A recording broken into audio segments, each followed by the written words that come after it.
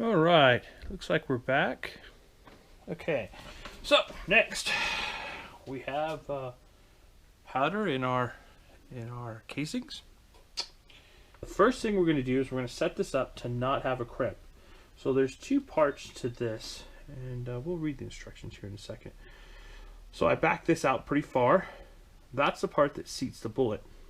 The crimp actually comes before that. So how you do that is, damn it. All right, let's stop this. Case holder back in. We're going to put this bushing in and turn it so that way it's solid. Now this is actually kind of easier to do before you put powder into the casing, but we already have, so I'm not going to take the powder out. Okay. So what you're going to do is first you're going to back this pretty far out. This is what seats the bullet. We're not going to mess with that. I like to push this all the way to the top as well, or close to the top. This way I know. Now what we want to do is we're going to push this down here onto the, screw this into the bushing. We're going to push this down to where it touches the top of the casing. So it's going to be down there a little ways. If we wanted to do a crimp, this particular doesn't have a crimp. This particular round doesn't, or bullet didn't. So I'm not going to crimp this one. But sometimes it'll actually say to put a crimp in and where to put it, but it doesn't. So what we want to do is we're going to put this down to where it just touches the face of that. That's it. Because if we screw it in there, that will cause it to make a crimp. Okay. So now this is set for the casing.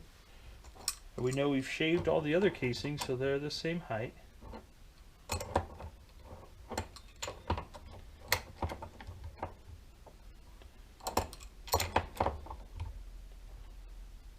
Alright, now just to be good, we'll back it out, make sure that it comes out. Alright.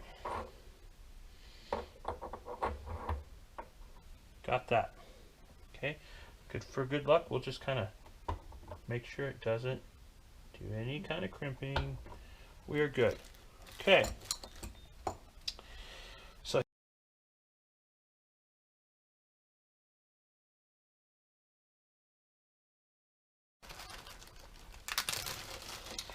now this first one is really, if we didn't have a factory bullet, we would discover the size. We would set the first part of the die. We would leave this unset and leave that set screw off and everything, and have it backed all the way out. And we'd take the bullet, just kind of lay it in here, and we would bring it up and we'd put to the top of that bullet, and then we would bring it down, screw this in a couple of times or just once, and we'd keep going back and forth until we reach. Just like cutting, you know, it's easier to take material off than it is to put on. So what we would do is, in that case, we wouldn't have the ability. So this is the top of the bullet with it not seated. Oh, matter of fact, it even stuck inside there.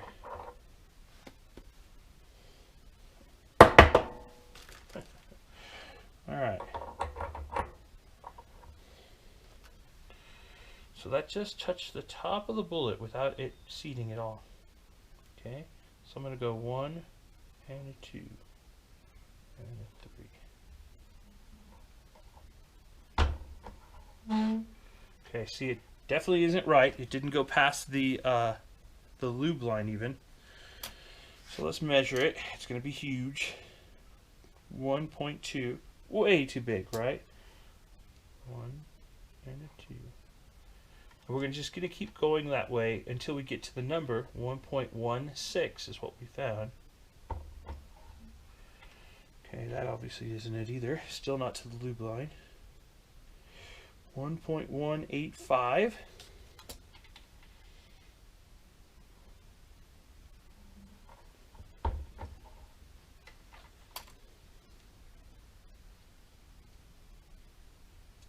1.18.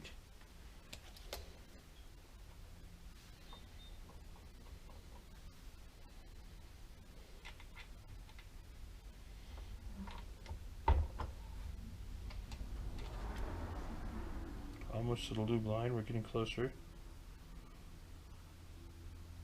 And actually, the top of the lube line is where this is set to. It's a different shape of the bullet. With it being rounded, it has to be lower.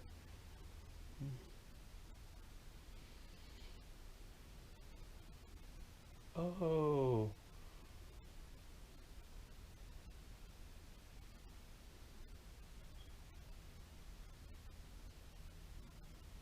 Okay, here's our problem.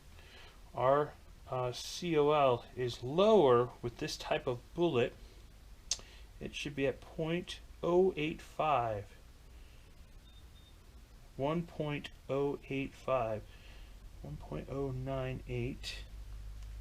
Okay. Alright.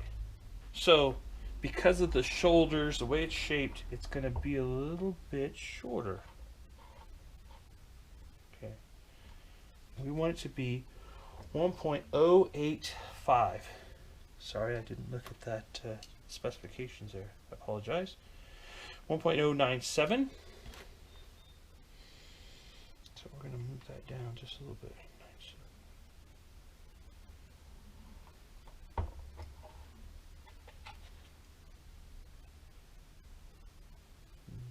I think I moved it all. All right. 097. 092. Moving it really slow because we're close.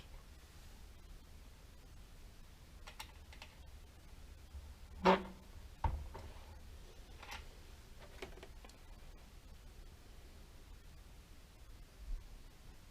want it to be 1.085, and that's where it's at right now. All right.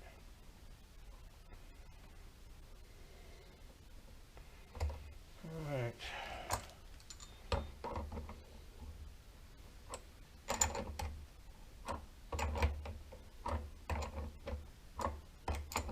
So I want to set this so it doesn't move on me for good luck, and then we'll measure the last one.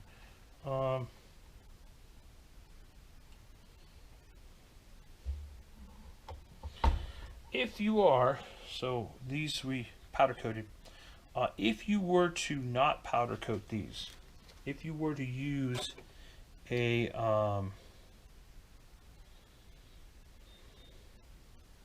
1.085. All right.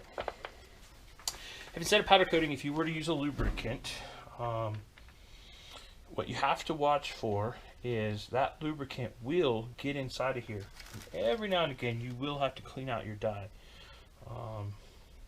And if you don't, lubricants, usually it's a hard lubricant, and what will happen is it will, without question, it will cause this to be to get stuff in it and harden, so that your bullets will start pushing down too far. So, you know, if you're doing this, you don't have to do anything. You're good to go. Ah, see that? I didn't have it on there good. And it shook it so that it kind of came off of there. So, loaded our last round. You see they're all the same height. And the good news about that is that all of them, all of our,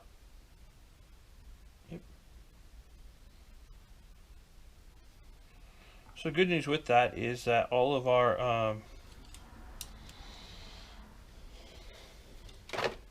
dies have been set. So if we're going to load, if we're going to do the same load in the near future, which I think we will be, all we have to do is, we don't have to set our dies again. We just check, but you know, trust but verify kind of deal. So I think we're good to go. Also, I had thought we were going to need to get a container for this. Kind of looks like they fit in with the bushings on. So we are going to put this right back together. This isn't the best case, but for the price, it's better than no case. So we're all in our dies are in our bushing. They're set, and so we'll just kind of put this up here with the rest of ours, and we are good to go. Next steps will be to try out this load. So this is a new load for us. We will go to the range and shoot some and make sure that we're hitting our unique 1150. So we want to hit about 1,000 feet per second at least. And that's it. If you guys have any questions, post them down below. Everything that we use, we'll post in the video. Thanks, guys.